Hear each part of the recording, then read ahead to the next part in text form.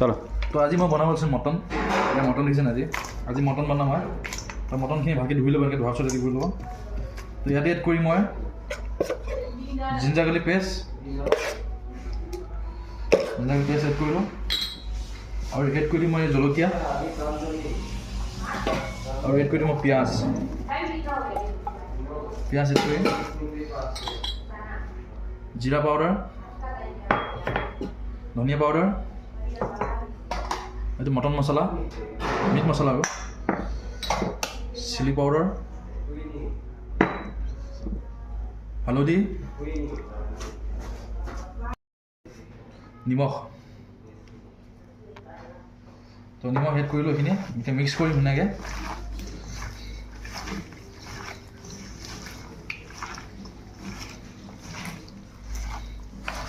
তো তেল দিয়াৰ পিছত এইটো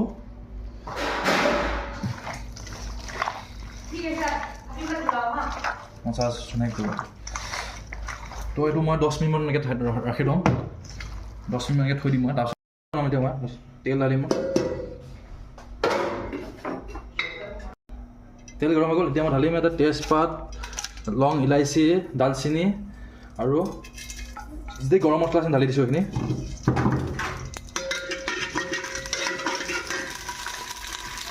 এতিয়া মই এড কৰি দিম মটনখিনি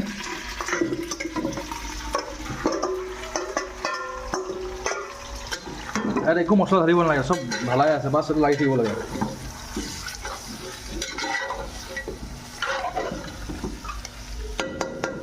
ধুনীয়া এটা স্মেল আছে ধুনীয়া একদম মজা ফ্লেভাৰ আপুনি ঘৰত ট্ৰাই কৰিব পাৰে নিচিনাকৈ মোৰ ৰেচিপিটো সদায় ট্ৰাই কৰিব আৰু টেষ্টি খানা খাব এইটো আৰু ধুনীয়াকৈ ভাজি মই তাৰপিছত মই অলপ ভাজিছোঁ এনেকৈ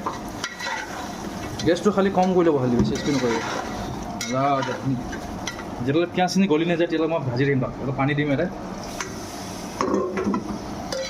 পিঁয়াজখিনি কেনেকৈ গলি গৈছে মই দেখুৱাই আছোঁ পূৰা পিঁয়াজখিনি গলাই ল'ম এতিয়া পিঁয়াজখিনি গলি গ'ল এতিয়া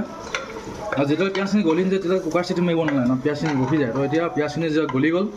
পিঁয়াজ নাই এতিয়া কি কৰিম মই কুকাৰটো ঢাকন লগাই দিম এই ধুনীয়া দেখা নাই ৰেচিপি ঢাকন লগাই দিম এইটো এক মোটামুটি 4টামান চিটি মাৰি দিম